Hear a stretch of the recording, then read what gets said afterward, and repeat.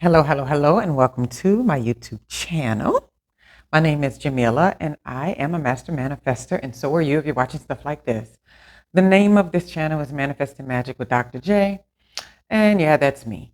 And more importantly, I talk about um, all the things related to manifesting the life that you choose.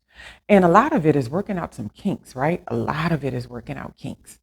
So I was sitting there today thinking, so I've been working on this book. It's a book that I've already written, right? It never really got its, I didn't really promote it or push it the way I did the first couple of books that I wrote. It's just something that I wanted to get out. And a lot of it in the book, I was not actually dealing with anymore. So when I did put the book out, it was like, you know what, this is where you were in that particular space and time, and this is what you have to share. And there are some really good truths in there with the characters and how I molded each one of the characters to play out throughout the whole book and the lessons that I have in it. So that's why I call it more of literature. It's not just a fiction. It's more of it's got a lot of depth to it, but I don't write anything that doesn't have depth to it. So even if it is fiction, there's some hard lessons all throughout the fiction, right? Because, well, what is life? It's nothing but a fiction you tell. We call it real. After it's already passed, we have memories of it. But I mean, how good are those memories? So fiction, nonfiction, it's all the same to me. Nonetheless, um, working on this thing. And while I'm working on it, what I'm realizing is I had this similar feeling when I was working on Low Places. Now, Low Places, Low Places, Low Places. I keep books up here. Oh, yeah. Similar feeling when I was working on Low Places. Now, this book is from early on, early on. It's my most popular one, I guess. It was A Gift and a Curse. And a lot of the story was told after I was divorced and I had all these um, ideas about what life should be and what people should be and all this kind of stuff. And there was really no hero in the book because I was like, hey, I was wrong about so many things too. It was nobody who was better than anyone in the book. But when I was putting it out, I was challenged in so many ways with the self-esteem issues that this person in this book was having.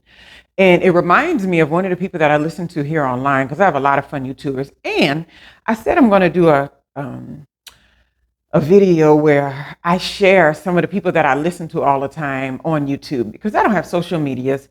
I got rid of Facebook, Instagram all a long time ago. I just don't have an interest in sharing little tidbits of my life like that with people. And I was kind of doing it for a while, but I was kind of doing it a long time ago.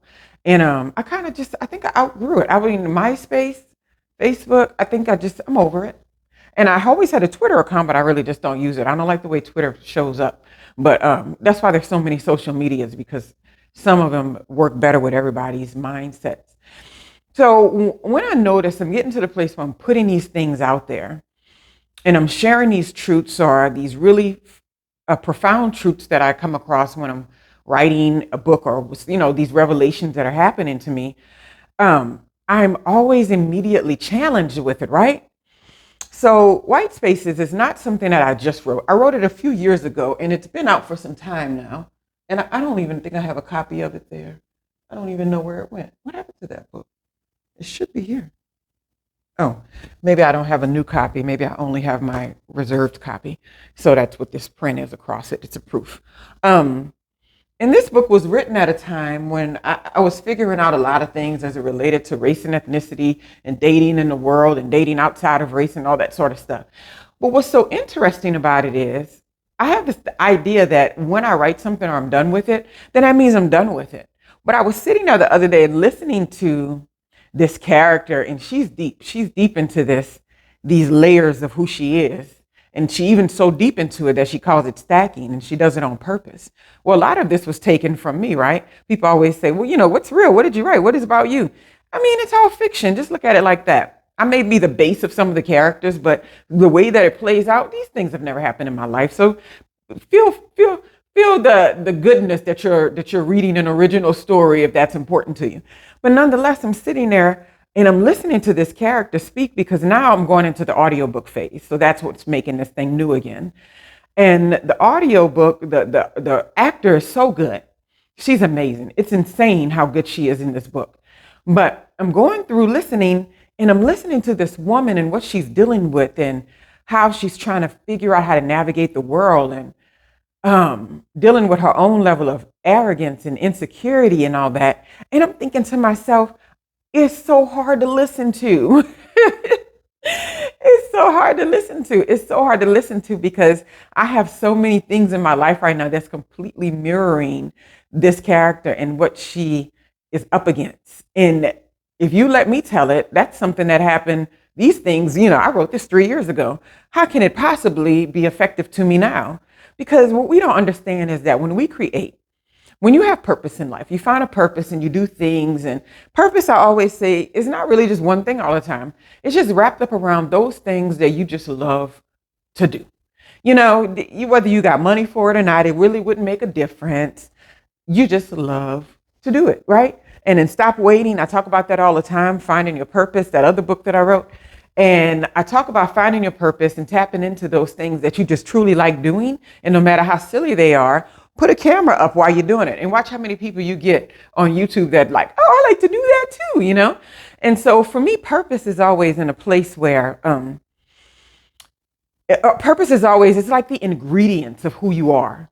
Like you can't get away from the ingredients of who you are. So like everything you put your hands on is always going to have your perfume on it. I was going to say your stink on it, but I don't want it to be negative.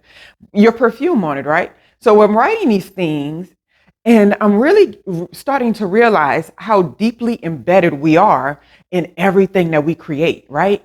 So I'm listening to this woman and I'm listening to this character and I'm just like, OMG, this was so me. This was so what I was dealing with. This is so what I'm cleaning out right now. This is so what I'm getting out of my system right now. And I'm like, how can that be? Because I created it. How can it not be, right? It's like we raise children sometime and we bring them up in our environments and we have these really specific things that we teach them, but still we see characteristics come out of them that are like, that's something that I did that I've been working on. And why are they doing that? I didn't show it to them. It really doesn't matter. How can they not have the ingredients of you? And if you're raising your children and your children are a huge purpose in your life, not the only purpose, we already know that, but a huge purposeful act and intentional act in your life, then they're going to have your ingredients all over them, right? And so I was thinking about that in other terms too, like, and once we put this stuff out there, we can't take it back. So it's like once you start putting something out there or promoting something, and that's what I was going to say, one of my favorite YouTubers says that putting something out there, promoting something, you are almost inevitably, automatically challenged with that very notion. Now, I would say that would be something that would scare people from finding purpose or going down that road or trying to figure out who they were. Because once you open that can of worms, you can't put it back in. And the fear of that is outgrowing the people around you, not having anything in common with the people that's in your vicinity, being too vulnerable, having too much out there and you can't really see yourself past your shortcomings. Just so many things, right? And so what I guess I want to get across is that you have to be prepared. When you're in your purpose and when you are creating and doing things and giving whatever you have to the world, whether it's art, writing, YouTube videos, if that's it, whatever it is you're giving out, you're a teacher, you're something, you're a pastor, whatever it is, there's going to be you inside of there. And the minute you start sharing that information, it's almost inevitable that it reflects right back at you, right? Almost inevitable. So I guess the whole point of the conversation was, well, that was a revelation for me, another one, right? Because I've been in a real open space lately for like, what does this information mean? What is this? What is it? What is it exactly that I should be doing with myself in my life in this very moment? And it's not always very easy, right? To figure that out. And I've been having this on my mind for some time now. And it's just, what is it that is important to me today, right? Because I feel like for the past few years, I kind of just past decade, I had my head down, just raising kids and not trying to have any type of life, because to me, that's where the depression and aggravation comes in when you're raising kids and you're doing it primarily alone, trying to always look out the window. What am I missing? I didn't look up, right? So it's like I'm finally getting to the opportunity to where I can look up and look around. And I'm like, wait, Do I even want the stuff that's on my vision board? Do I even? So I don't know. I don't know right now. And so I'm just going through a projects that I've already been working on because those things do make me happy. They do make me feel some level of satisfaction that I'm creating something, that I'm doing something. But it's so important to remember that you can't get in purpose and give things out to other people and share your life and your world with them without you having to be challenged to some degree to clean up some things or to just see some things for what they are. It is impossible. I always used to tell my brother when I was growing up, I wish I was ignorant. And I didn't mean that in any negative way. Ignorance is bliss. I'm like, I wish I was a kind of person that was content with not knowing things. But I've never been. I've always been trying to reach, grow, aim, blah, blah, blah. Look at this shirt. I put it on in the dark. I didn't even know I was wearing this shirt.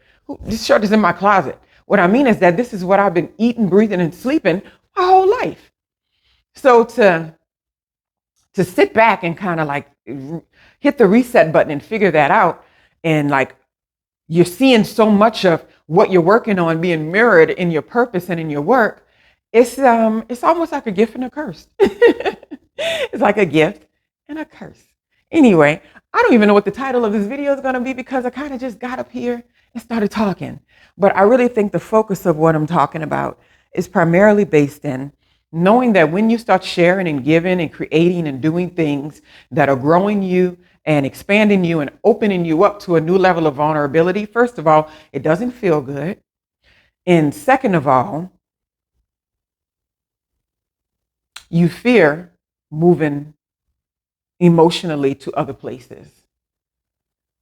Because where you're at emotionally now, it's been comfortable, but you know there's more. You know you need to do more. You know you need to grow.